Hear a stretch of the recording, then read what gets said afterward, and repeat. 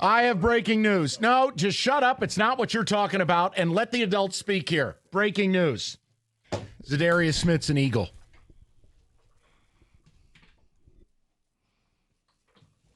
Is there boogeyman music coming? No, I left it without comment. Za'Darius Smith is an Eagle. Well, that's good because the Lions just don't want him. No, Rico, we're good.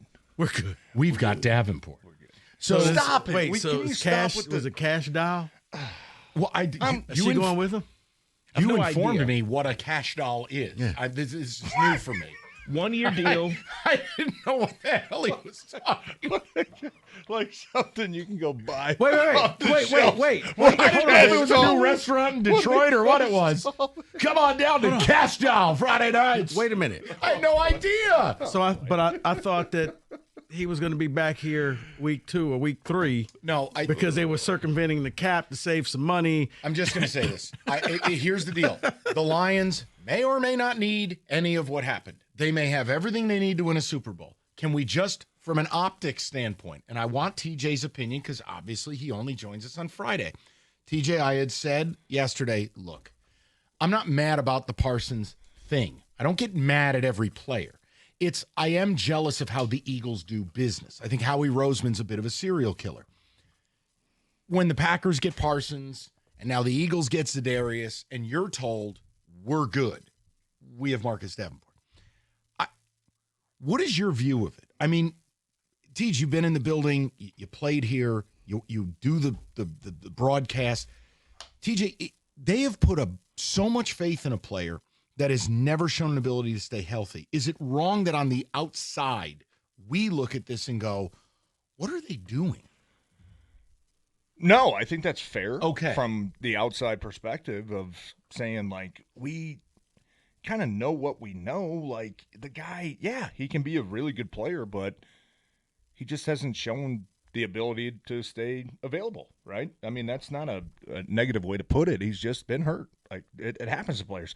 Not your fault. Like, you get bad luck sometimes. It just happens. Yeah. But by the way, Za'Darius is only a 1-year deal. For any of the people who said he was demanding multi, it's 1 year. All incentives, if he hit every one of them, would be $9 million. Well, okay. I mean, they were strapped for cash. Lions. Let them. I'm letting him Sorry. go. I'm staying. No, but I look, and I'm not as big on the you needed to address the pass rusher as a lot of people were. I mean, we saw that last year, and mostly we saw that because when Aiden went out, there was nothing. You know what I mean? Like, I think they're relying on Aiden staying healthy, and they're relying on obviously Marcus staying healthy as well. And it's one of those. I'm not getting to say low risk because it is kind of high risk when you think about it. The guy has a history of injuries, but it's a very high reward player that you can have. And it's really low risk, though. I mean, because if it's all incentive. No, it's not. Because I don't look at it as low risk because, okay, low risk from a financial standpoint. Yes, but low risk as in, hey, if he goes down, we're good. We got somebody else. Like we saw it last year where you weren't good, you know? And then we saw Hutch go out, and it's like, okay, you're really not good.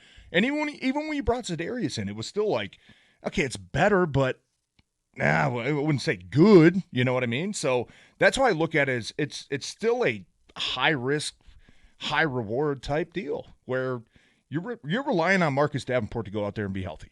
That's what you're doing, and that's what they've told us. We love Matt. He's a killer in training camp. He's been a killer in these joint practices. We can't wait to see him out on the field. Like, he's the perfect complement to Aiden Hutchinson, which he is.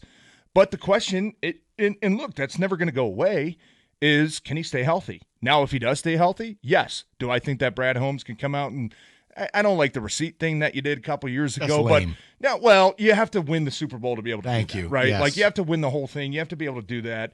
But I do understand where Brad was coming from at the same point. But if Marcus goes out there, Davenport, and he's healthy, and he gives you, 16 games of just kick-ass football, and you see this pass rush, you see the teams just can't run on you because they can't block your defensive ends, it's like, okay, that's one of the biggest steals of, can you call it free agency? I know Davenport was technically a free agent, but you sign this guy to a cheap contract, and, man, like, look at the production we got out of him. Yes, you can call that a perfect compliment to Aiden Hutchinson, which I think is they're planning on doing. Now, nobody can tell the future. Nobody can tell well, But wouldn't Za'Darius we're have hoping been to a get. nice insurance policy? Yes, I do think, but I don't think Za'Darius Smith made that much of a difference No, when he got here it's last just year. about, look, let me give you an example. He's not the same level of player as either of those no guys. one is suggesting it. What I'm saying is, case in point, this weekend, from a factual standpoint, 4 of the team's top 5 leaders in pressures last year will not be suiting up in Green Bay. That's the facts. So even if Za'Darius was a Band-Aid early and a luxury later, what was the downside? Now, I don't scream and yell about Za'Darius because I agree with you. I don't think he's Lawrence Taylor. But it's the idea of why encourage more risk if I don't have to? It's a 1-year deal. Now he's an Eagle. Yeah. That's what irks me. And this team also still has a ton of salary cap left. Correct. Which the moves are not done. I mean, I don't want to go on a tangent about the trade deadline. I hate that it's the only sport that you do it like 35% of the way through the season. Everybody else gets to at least play like, 2/3 of the season. Then it's like, hey, we're in trouble. Like NFL, you do it week 6 or 7, and then you still got to go play 10, 11. Like, that makes no sense to me, but the salary cap that they have right now, I think, is open for a reason, which is let's go see what we've got with these guys. And if we can make a move, we can make a move, right? I can't speculate on a player, a position, anything like that. There's nothing you can do right now at this point of the season to say, hey, we're going to sign you to an extension, but we're going to put all that money into this year. It doesn't work that way. Like, you can't do that. Everything goes into future years. Which is why it was so bizarre to me in a Super Bowl window to have $42 million in existing cap. Yeah, but also lets me know that they're keeping the window open of, hey, if we need to make a move, if we go play 4 or 5 games and we're not where we need to be, we've got this cap space to do it, right? We've got the availability to bring somebody in. So, and I don't know that that's the way they're thinking. That's just the way that it kind of looks from the outside looking in.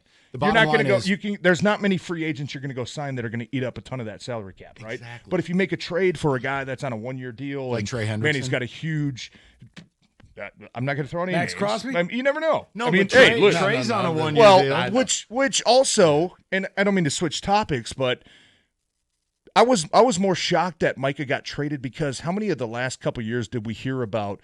Oh, Max Crosby in L.A. or Vegas is just not happy. Well, Trey Hendrickson. Myles Garrett. Like, he's never going to play for the Browns again. And you throw, it never happens. So that's what was more surprising about the Parsons trade was that it actually happened.